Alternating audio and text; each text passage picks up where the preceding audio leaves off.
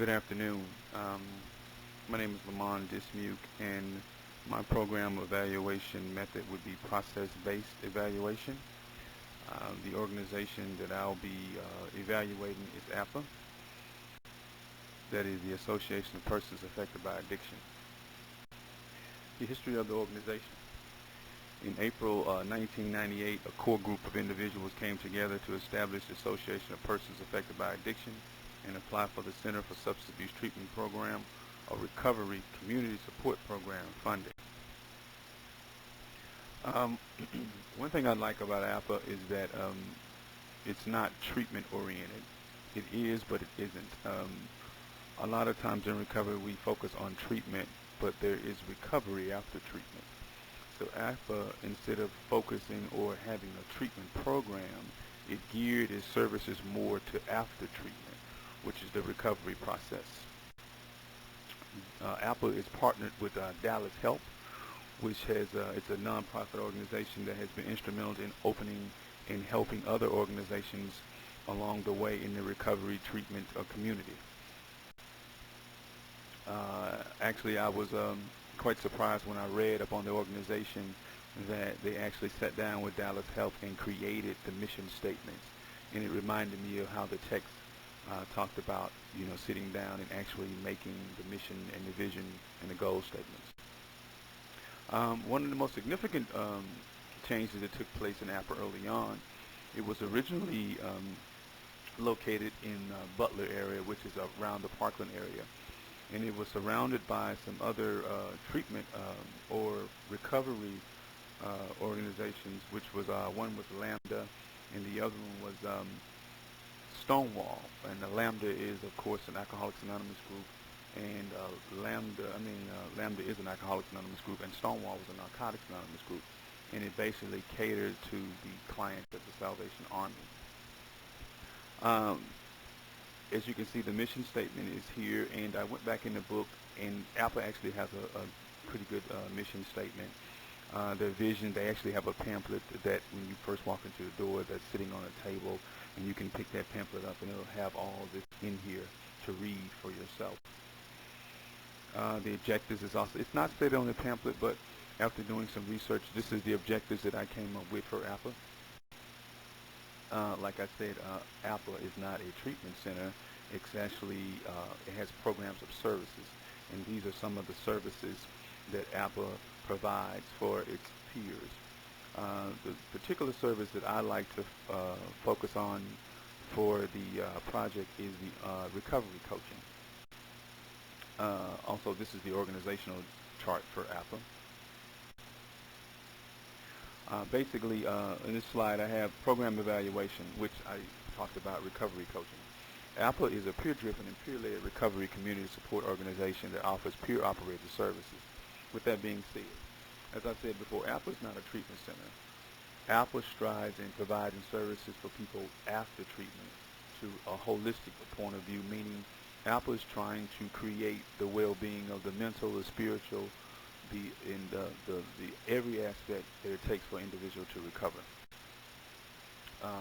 The recovery coaches usually have to, one of the criteria, or some of the criteria for recovery coaches is you have to be sober a minimum of 2 years. Also, they have a 6 to 8 week training program for recovery coaches, which consists of the recovery training and also of the mental illness factor. One thing I like about the recovery coaching is that it gives you a model. It gives a peer someone that they can sit across from and acknowledge as being in the same shoes they were once. So it's almost like giving me a mirror of where I need to strive, of what I'll look like once I've gone through the recovery process. Basically, the recovery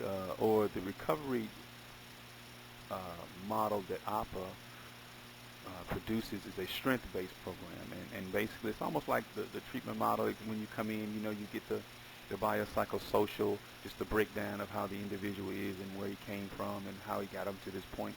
The second part of the strength-based program, the part 2, is really the meat of the program. It deals with individual's strengths and his weaknesses, and they always want to, enhance their strengths, but really focus somewhat on the weaknesses as well, because the weaknesses is probably what keeps the individual in the relapse mode. The main objective of recovery coaching is to provide the peer with a model of what long-term recovery will produce, which I mentioned earlier. The other service that Apple produces is the Green Oaks Liaison, and Green Oaks has a mental illness department where when individuals come in that may be off their meds or had some kind of setback from their meds, Apple has a liaison right there at the facility. And what usually happens is the liaison evaluates the individual, then it's called into the community center. Community center sends someone out to pick the client up and bring him back to the recovery center where a part one is done. And if there's housing or a housing facility available that evening, then the peer is transported to the housing facility. This is also the logic model. It was best I could do. I didn't really know exactly how to copy the whole thing into the PowerPoint slide, but this is my logic model. The foundational questions. I had the pleasure of interviewing Miss Annie Smith. Annie Smith is the Assistant Executive Director of APA. Joe Powell is actually the Director of APA. He is the executive. He actually is the CEO of APA. But Mr. Powell is a hard individual to catch, and he's usually always promoting APA from one state to the other. So Ms. Smith is the person that I interviewed with the foundational questions. One of the questions that I wanted to highlight was, what are the specific program activities that lead to the elimination of the problem need that the program addresses? And her answer was, first of all, there's no cure for mental illness nor alcohol and substance abuse. Our services are intended to provide recovery support by peers who help peers. Our services provide guidance, encouragement, hope, and accountability. Basically, the backbone of the program is the recovery coaching.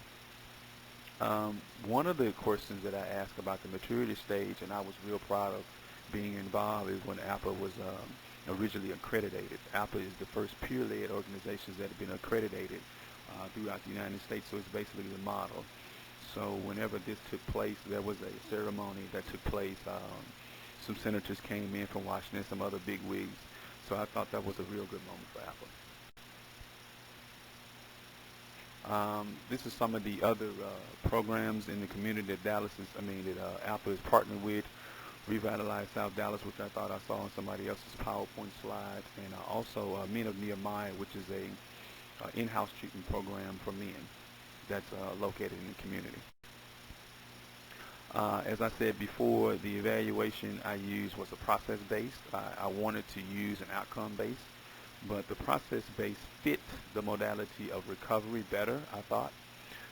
These are some of the questions. Well, actually, as a matter of fact, I asked her all 11 questions, and she was nice enough to answer them all for me. And I've already mentioned some of the evaluation questions and the answers to some of the evaluation questions that I asked earlier. Apple basically, you don't have to pay for the services, but basically what peers do is they usually walk in and they sign up for APA, and then they're given a coach, and then the coach takes them through the process of the part one and part twos. But you have to be a part of APA, a member of APA, to utilize their services. My opinion, the process-based evaluation method did ask questions related to the recovery goals, but it did not touch on the community education.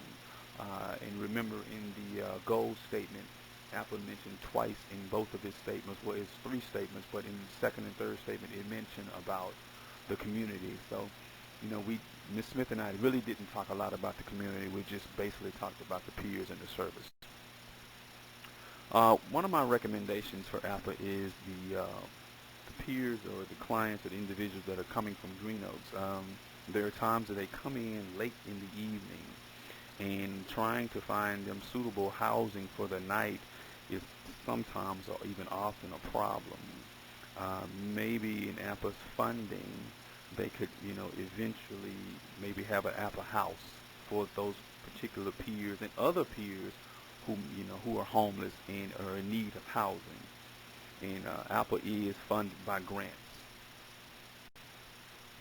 These are a couple of websites for some of the information that I was able to gather. Feel free to look them up yourself. This is the exact location of ALPA. ALPA is directly on Martin Luther King.